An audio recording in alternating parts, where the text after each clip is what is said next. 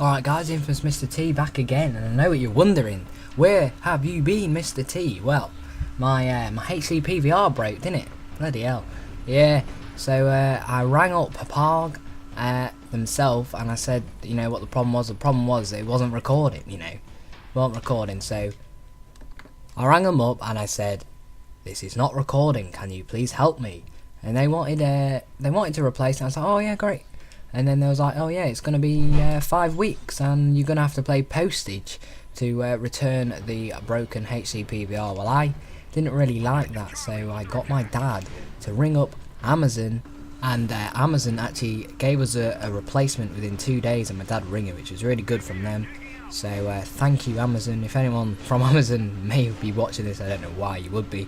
Yeah, thanks. So I'm back now with some Homefront gameplay. I got this game today. Cost me £36 from Tesco. That was the cheapest place. That's why I went to Tesco rather than Game or Game Station or somewhere like that. So that was the cheapest place I found. So maybe if you want to buy this game after this review, that might be a good place to start. Yeah, so what is Homefront, I hear you ask? Well, it's a futuristic first-person shooter, basically. It's set in 2027, it says on the case. And it's got a lot of guns from games such as Modern Warfare 2 and COD 4. So, guns such as the M16, the ACRs in it. I'm actually using the ACR in this game, so if that gun appeals to you, it's a really good gun to start with. It's really versatile. It probably outdoes a sniper at long range, and is as good as an SMG at short range, so that is a really good starting gun if you just picked up this game and you're looking for a few tips.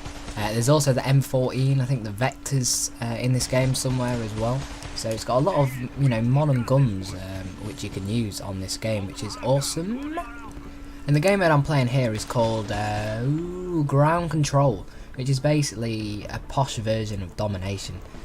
Yeah, it's made up of 2 rounds of Domination, and it's got 3 flags around the map.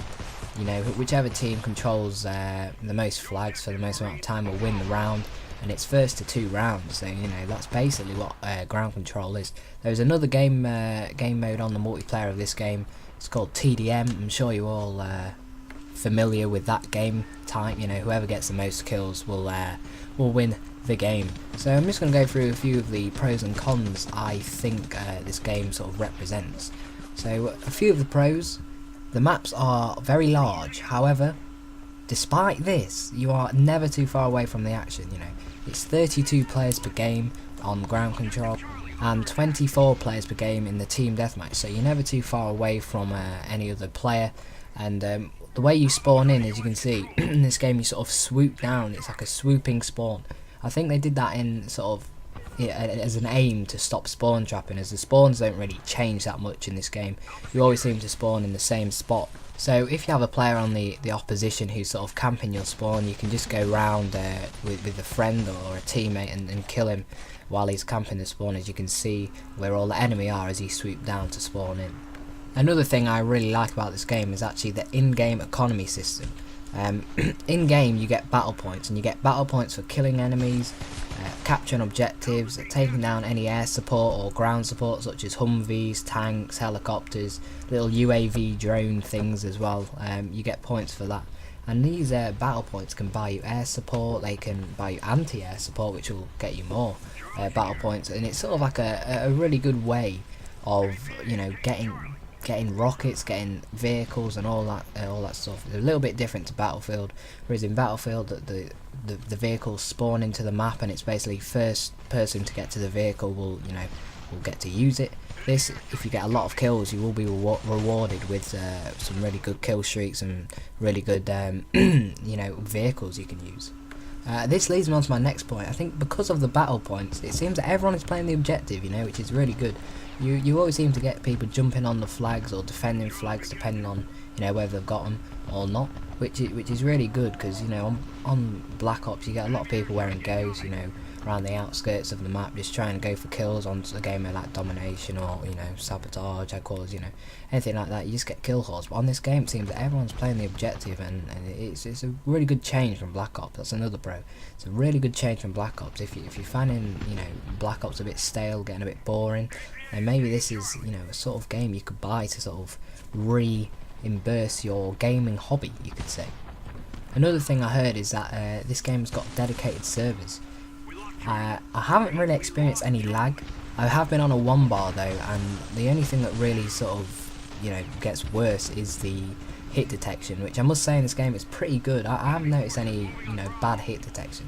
The only thing which isn't very good in this game is the bullet penetration. You know, you can be shooting through like a 1 centimeter thick metal like plate and it wouldn't go through, and that is pretty frustrating. You'll probably see in this game I get like hundreds of hit markers just because I'm shooting through like a really thin material, and that's pretty unrealistic. But apart from that, this game is really realistic and it's a lot of fun. However, a few of the cons that you might want to consider when buying this game is the matchmaking is horrible. I'm not sure if that's just because it's a new game. It was only out a few days ago, and there's a lot of people on the servers, but the matchmaking at the moment is really horrible. I was in a 4-man party and we couldn't all get into the game at the same time, and I was in a 2-man party in this game, but me and Reaper actually got split up and put on opposing teams. You might see me shooting at him throughout this game, which was pretty annoying, because if I'm in a party, I want to be on the same team as the person I'm partied up with, you know what I mean? Another con is that I often get surprised by random airstrikes. I know that they, you know, have got battle points to buy these airstrikes, but like people are getting quads, and I don't even see these things coming. It's just like you're running along and then bang, you know, you're dead. But I think that might just be me being bad at the game. I'm not amazing at this game. I think I finished up 10 kills and 4 deaths on this. I know it's not very good, but we did join halfway through, and I thought it was pretty exciting. So hope you enjoyed this gameplay. So Mr. T, I'm back. I've got some COD gameplay coming for you in this week, so enjoy that and peace.